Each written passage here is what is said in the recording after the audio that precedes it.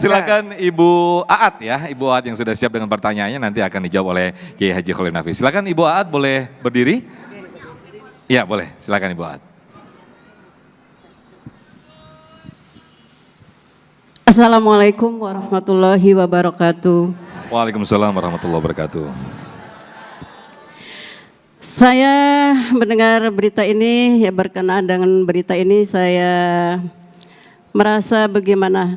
Karena tersangka ini biasanya walaupun setelah ini sama polisi mengaku, tetapi dia akan menutupi kebohongannya.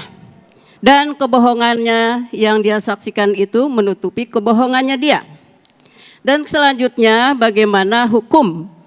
Karena biasanya setelah di pengadilan, biasanya hukuman itu tidak sesuai apa yang dia lakukan. Dan apa hukumannya di mata Allah Subhanahu wa Ta'ala. Demikian pertanyaan saya. Wassalamualaikum warahmatullahi wabarakatuh. Waalaikumsalam warahmatullahi wabarakatuh. Kebohongan akan berlanjut ke kebohongan-kebohongan berikutnya karena untuk menutupi kejahatan begitu ya Bu ya. Silakan Yai Khalil kalau misalnya mau lebih dekat dengan jamaah untuk menjawabnya bisa langsung turun ke panggung, silakan Yai. Ibu, jangan pernah nanya kepada orang yang berbohong, mengapa kamu berbohong? Jangan tanya, kemudian apa ditanya, apa alasannya kamu berbohong, apa tandanya? Jangan tanya, karena jawabnya juga bohong lagi Bu.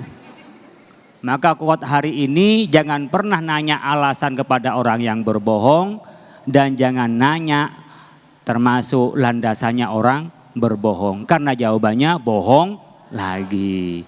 Oleh karena itu Bapak Ibu sekalian, Nabi Muhammad SAW diberi sifat yang pertama adalah sifat apa Bu? Jangan-jangan udah lupa ini. Sifat sidik, jujur, sidik, amanah, tabligh, fatona. Jujur dulu. Nah kalau orang sudah jujur itu landasan dia untuk jadi orang baik.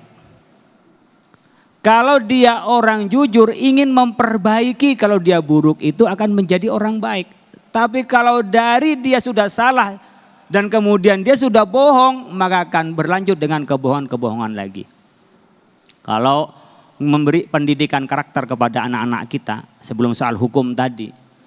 Berilah pendidikan karakter yang pertama adalah jujur kepada anak. Kamu boleh nak berbuat salah, boleh kamu berbuat dosa. Bukan berarti memperbolehkan, artinya tergelincir berbuat dosa. Artinya mungkin tergelincir.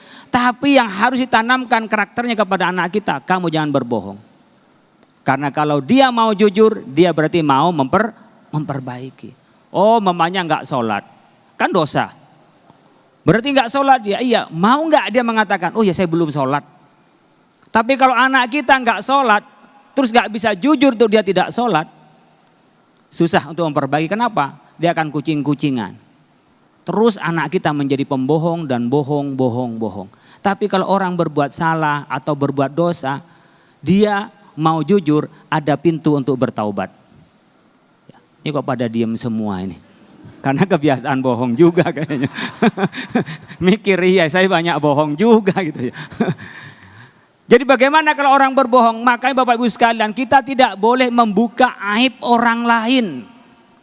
Gak boleh, bahkan kita ini berbuat sesuatu yang membuat orang ghibah kepada kita hindari. Tetapi kita boleh buka aib orang lain di mana? Depan pengadilan. Di depan hakim. Itu kita harus membuka untuk apa? Untuk mencari kebenaran dan menetapkan hukum dengan benar. Saya ingatkan nih kepada para hakim. Mayoritas para hakim itu masuk neraka. Hanya sedikit para hakim itu penegak hukum yang masuk surga. Ngerimis juga nih. Meringis juga ini ya.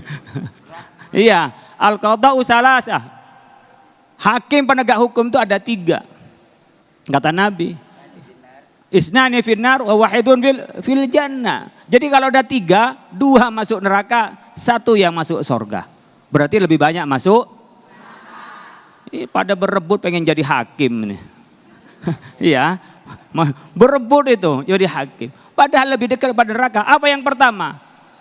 Pertama, la ya'lifur haqqah wa huwa yaqdi bihi. Dia tidak tahu pada kebenaran kemudian dia menghukumi dengan ketidaktahuan itu.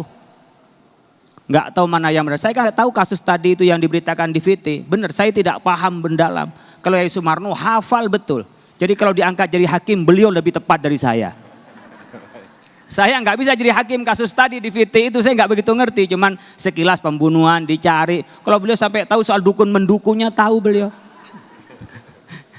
Nah, tidak tahu menghakimi. Yang kedua adalah ya'riful haqqa, ya'lamul haqqa, wa huwa yaqdi bima khalafahu. Dia tahu yang benar, mana kebenaran, tapi dia menghukumi dengan yang berbeda itu. Kenapa?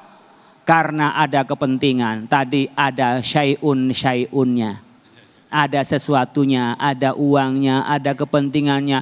Yang benar ini loh, yang salah ini. Tapi yang benar disalahkan, yang salah dibenarkan. Karena apa? Karena ini cuan. Ada kan juga kepentingan keluarga. Yang ketiga adalah orang yang tahu itu benar, kemudian menghukumi dengan yang benar. Itu yang masuk surga. Masuk surga. Jadi kalau orang yang bohong udah pasti apa menurut Allah? Ya Allah pasti akan memberikan adab pada berbuat dosanya dan adab terhadap kebohongannya. Baik, terima kasih Kiai Haji Khalil. Sebetulnya ini secara umum juga tidak hanya pada kasus yang sekarang segera mencuat Vina ya, tapi lebih ke bagaimana banyak kasus kriminal yang lain atau mungkin kasus-kasus sebuah kejahatan yang itu sebetulnya ditutup-tutupi, maka lambat atau cepat Allah akan membongkar, Allah akan memberitahukan kepada khalayak dan insya Allah kebenaran akan terungkap. Nah, kita akan bahas lebih selengkapnya dan nanti para guru-guru kiai juga kembali bisa interaksi dengan para jamaah, langsung turun ke jamaah di segmen berikut. Tetaplah di Damai Indonesiaku.